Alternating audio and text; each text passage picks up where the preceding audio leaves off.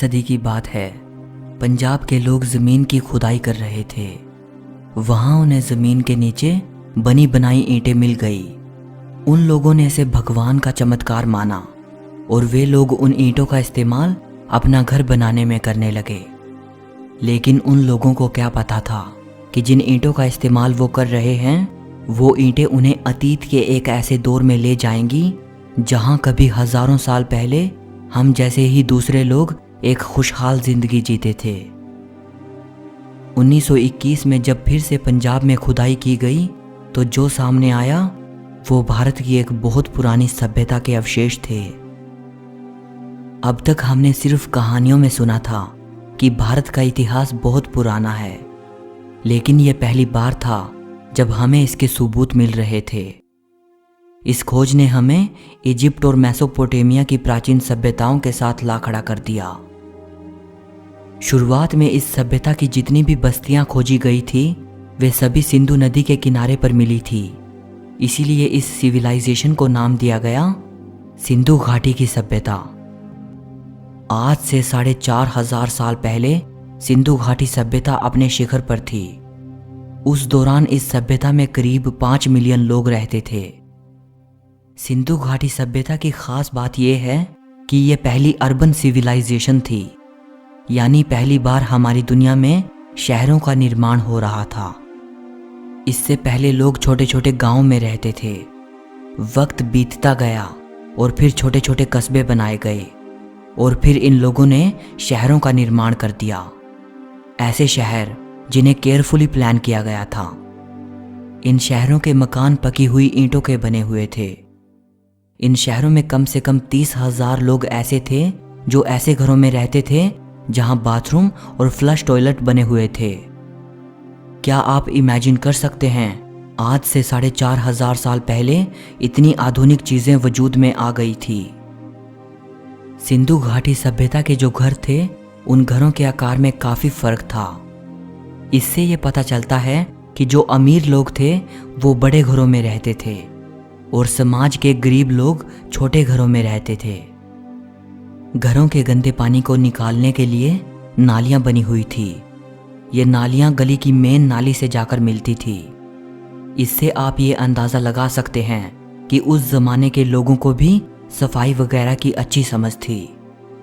जाहिर सी बात है कि हज़ारों साल पहले इन लोगों ने अपने आप को काफ़ी विकसित कर लिया था और ये लोग एक बेहतर ज़िंदगी जीना सीख चुके थे।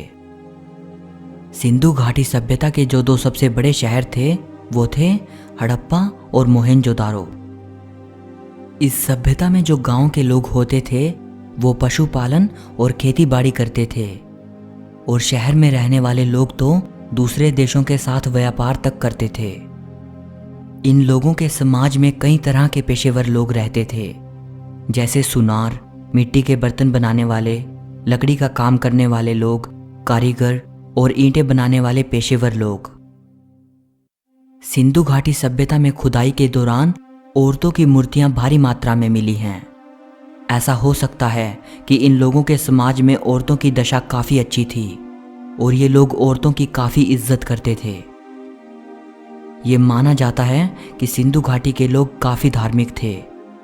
ये लोग मातृ देवी की पूजा करते थे और मूर्ति पूजा भी करते थे, लेकिन टेंपल जैसा कोई बड़ा स्ट्रक्चर खुदाई के दौरान वहाँ से नहीं मिला है।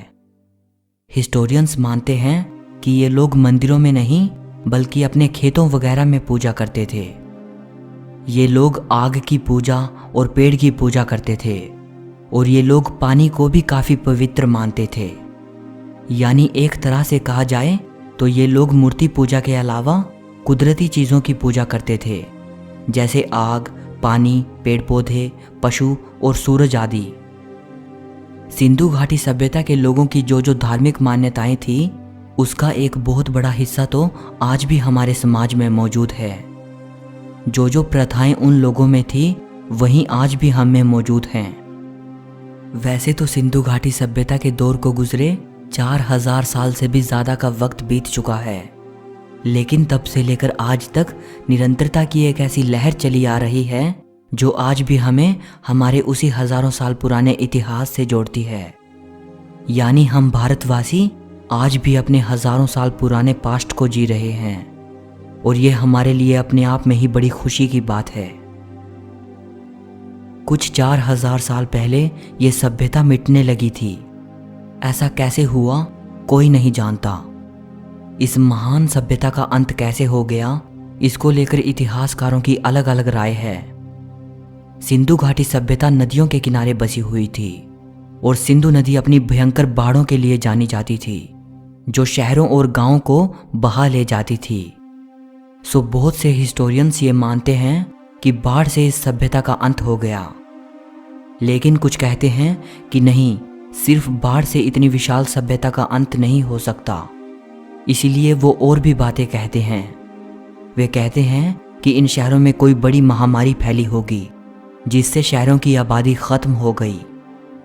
ये भी माना जाता है कि यहाँ शायद भारी जलवायु परिवर्तन हुआ होगा, जमीन सूखती गई और खेतों में रेगिस्तान छा गया होगा और इसीलिए यहाँ लोगों का रहना दुश्वार हो गया होगा।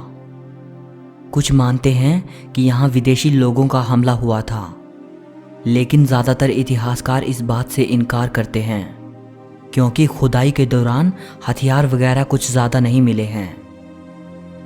इतिहासकार मानते हैं कि यह सभ्यता अपने अंतिम दौर में बड़ी खुशहाल थी, तो फिर ऐसे में कैसे यह सभ्यता ख़त्म हो गई। कुछ लोग तो यहाँ तक कहते हैं कि इस सभ्यता का अंत अचानक किसी ऐसी घटना से हो गया जिसकी इतिहास में कोई व्याख्या नहीं मिलती। ऐसा लगता है कि मानो ये सभ्यता किसी एक वजह से ख़त्म नहीं हुई होगी। पहले सिंधु नदी में बाढ़ आई होगी जिससे बड़ी तादाद में लोग मर गए। खाने पीने के सामान की भारी कमी हो गई।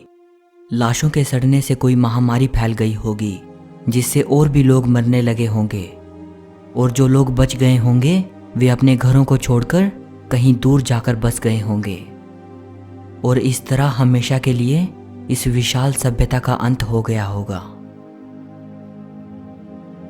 सो इस वीडियो के अगली वीडियो में हम सिंधु घाटी सभ्यता के बारे में कुछ इंटरेस्टिंग फैक्ट्स जानेंगे। अगर ये वीडियो आपको अच्छी लगी हो तो आप इसे लाइक और शेयर कर सकते हैं। ऐसी ही और भी वीडियोस देखने के लिए चैनल को सब्सक्राइब कर लीजिएगा। सो मिलते हैं अगली वीडियो में।